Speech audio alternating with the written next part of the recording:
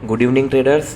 तो यहाँ पर गोल्ड का चार्ट है और डेली टाइम फ्रेम है। तो डेली टाइम फ्रेम में हम कहीं ना कहीं गोल्ड को बियर स्ट्रक्चर में देख रहे हैं कि गोल्ड डाउन साइड जाने की कोशिश कर रहा है, ठीक है।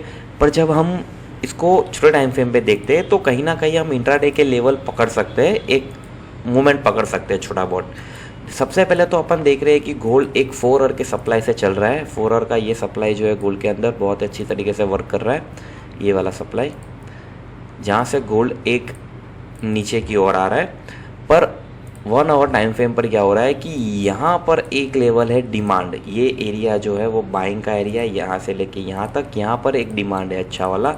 तो कहीं ना कहीं मार्केट मंडे को मुझे यहाँ कहीं मिलता है, यहाँ कहीं मिलता है तो यहाँ से मैं बाय करूँगा। इसके नीचे मेरा स्टॉप लॉस रहेगा और पहला टारगेट मैं यहाँ तक का रख सकता हूँ।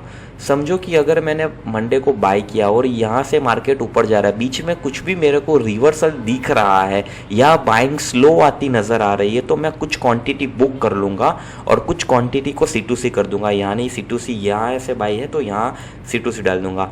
अगर यहाँ से मार्केट नीचे नहीं आया तो ऊपर के लेवल तक मैं ट्रैवल करूँगा जो कि मार्केट को जाना चाहिए, ठीक है। ओके चलो, मार्केट समझो कि मेरे लेवल से यहाँ से ऊपर उठ भी गया तो कहाँ तक का पहला टारगेट रहेगा। मैंने पहला टारगेट ये बता दिया। समझो कि ये सप्लाई एक बार चल चुका है तो इसके अंदर जितने भी सप्लाई के पेंडिंग ऑर्डर थे वो सारे मार्केट ने कलेक्ट कर लिया। फिर मार्केट नीचे आ रहा है तो आने वाले टाइम में शायद ये सप्लाई ब्रेक हो सकता है। अगर बाइंग बहुत ही ज़्यादा है तो ये सप्लाई ब्रेक हो सकता है। तो फिर मेरा जो दूसरा टारगेट रहेगा वो ये 4 आवर का सप्लाई रहेगा, जहाँ से मैं अपनी बाय की सारी पोजीशन एग्जिट करके सेल की ओर बैठूंगा। समझो कि ये लेवल भी अगर मार्केट ने ब्रेक कर दिया तो ये लेवल मेरे पास अभी भी बरकरार है, जहाँ से मार्केट ने एक अच्छा सेल दिया था। यहाँ पर भी सप्लाई है।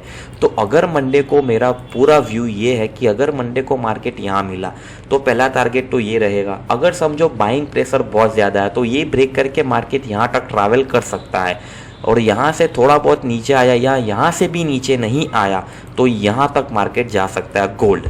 ओके, ये तो था अपना अपसाइड का व्यू। पर समझो अगर मंडे को मार्केट ने ये लेवल ब्रेक कर दिया, ये डिमांड मेरा ब्रेक कर दिया, तो मार्केट कहीं ना कहीं समझ लो आने वाले वीक में ये लेवल दिखा सकता है, ये वाला लेवल दिखा सकता है, ठीक है। ये वाला लेवल मार्केट कहीं ना कहीं दिखाएगा। अगर मार्केट ये लेवल सस्टेन नहीं कर पाया, अगर समझो कि ये डिमांड ब्रेक कर दिया तो मार्केट यहाँ तक आ सकता है। क्यों बोल रहा हूँ, समझते हैं चांदी के बेस पर। यस, चांदी में क्या हो रहा है सबसे पहले ये समझना बहुत ही ज़रूरी है, क्योंकि कभी कभी मार्केट ना चांदी को भी बहुत अच्छे से फॉलो करता है। तो 4 आवर टाइम फ्रेम पर मैं यहाँ देखूँ तो चांदी ये वाला एक सबसे पावरफुल डिमांड है। अगर XAG USD ये लेवल पर आता है ना तो कहीं ना कहीं गोल्ड 4500 के लेवल पर आने की संभावना बहुत ही ज़्यादा है। ये वाले लेवल पर आने की संभावना बहुत ही ज़्यादा है।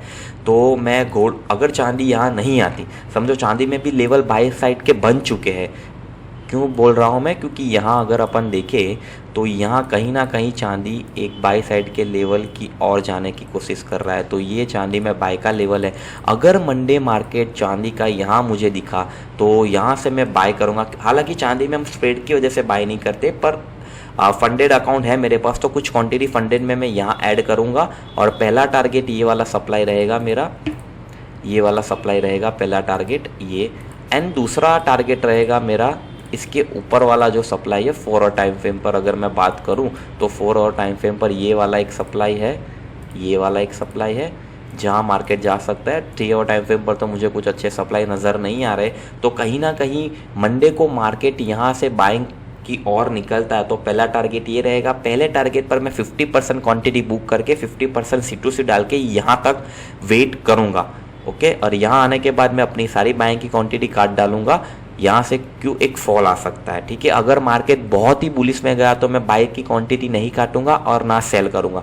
समझो ये तो अपनी डायरेक्शन में अगर गया तो, अगर ना गया मार्केट, समझो मेरी और ना गया, अगर ये डिमांड ब्रेक कर दिया तो कहीं ना कहीं मंडे से फ्राइडे के बीच में चांदी ये लेवल पर आ सकता है और यहीं से बाइंग की अपॉर्चुनिटी बन सकती है। कहाँ तक, यहाँ तक, ये वाले सप्लाई तक बन सकती है। यहाँ बीच में यहाँ कोई सप्लाई बना तो वहाँ तक जा सकता है। तो कहाँ तक जाएगा आने वाले वीडियो में मैं बताऊंगा, क्योंकि अभी तो मार्केट बंद है, तो मंडे को यहाँ मिला तो मैं बाय कर दूंगा। अगर समझो कि ये मंडे, ट्यूसडे या वेडनेसडे कुछ भी दिन में ये लेवल ब्रेक करता है तो कहीं ना कहीं चांदी हमें ये वाले लेवल पर दिख सकती है, ये वाले लेवल पर।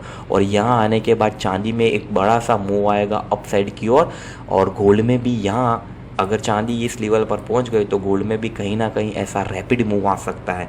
तो अगर वीडियो अच्छी लगी हो तो वीडियो को लाइक करना, शेयर करना, कमेंट करना और चैनल को सब्सक्राइब कर जाना।